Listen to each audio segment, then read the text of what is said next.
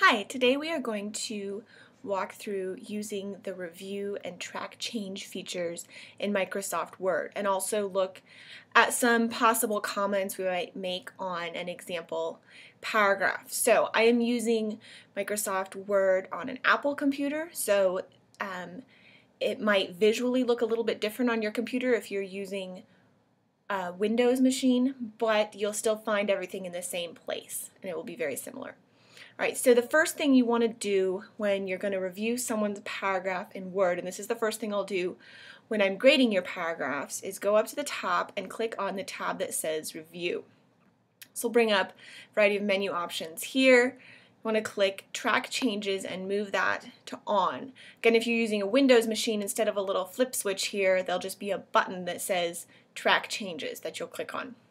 Alright, once I turn track changes on, what that does is now Word will keep a record of everything I change. So when I am grading your papers, I will turn track changes on, and so as I work through the paper and make comments, you will be able to go back and see all of the notes and comments or changes or suggestions for changes that I make as I'm working through your paragraph. So let's take a look at what this looks like. So with track changes on, if I were to delete this T over here, you see it now appears a comment box that says Sarah Pett, this is me since I'm using my machine, deleted the T.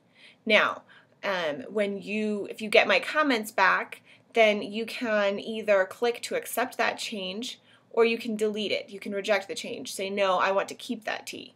So you close it, and then the T comes back. So it keeps a record of every change. The other thing that you can do with track changes is to make a comment on something. So let's look at this paragraph. So the first sentence, the kitchen is the most inconvenient room in my house. For one thing, the sink is so low that I'm forced to hunch over when I wash dishes. So a comment I might make right away is to look at this initial transition word, for one thing. And I would click over here under comments, click new. What that does is it pops a comment over here. So it's not going to make any changes on the body of the document. It's just going to add this little note about this thing. So I would say consider using a less wordy transition. So what I mean by that is using just first or for example. Those would be two possibilities for a less wordy transition. You could just say, first, the sink is so low that I'm forced to hunch over, because this is the first reason that you're giving, right?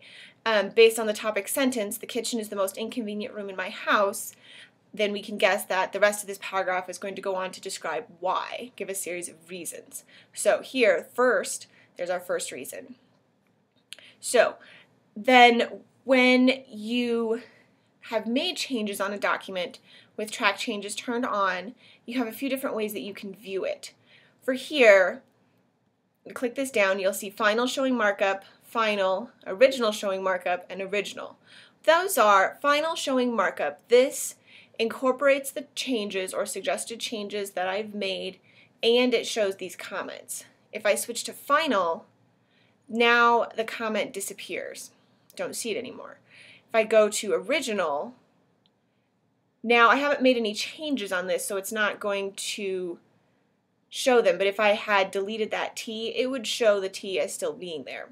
Here, original showing markup, it would keep all of the changes, keep everything the way the original person wrote it, but it would still show the comments. When you receive a graded paper from me, if you can't see any comments on it, the first thing you want to do is come over here to review and make sure you're looking at final showing markup, because your default settings in Word might be set to either default to final or to original. So even though when you first open up the Word document, even if you can't see my comments, doesn't necessarily mean they're not there. Click on review and then click on final showing markup. If you do that and you still can't see anything, then email me and we can troubleshoot to figure out what's going on. But take that step first. Click on review and then click final showing markup. All right, for the peer review for the class, we won't be using Word in this way to do peer review on each other's papers, we'll be doing all of those in the discussion posts. You'll just read each other's papers and then give comments back.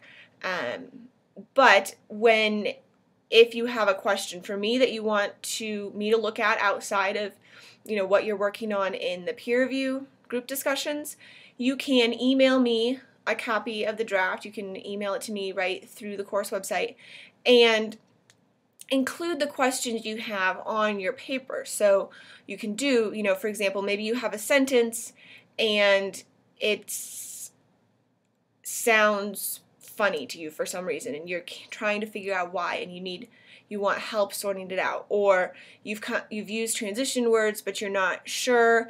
Anything you have a question on with your paragraph, highlight the area you have the question, click comment, and then write your question in the comment.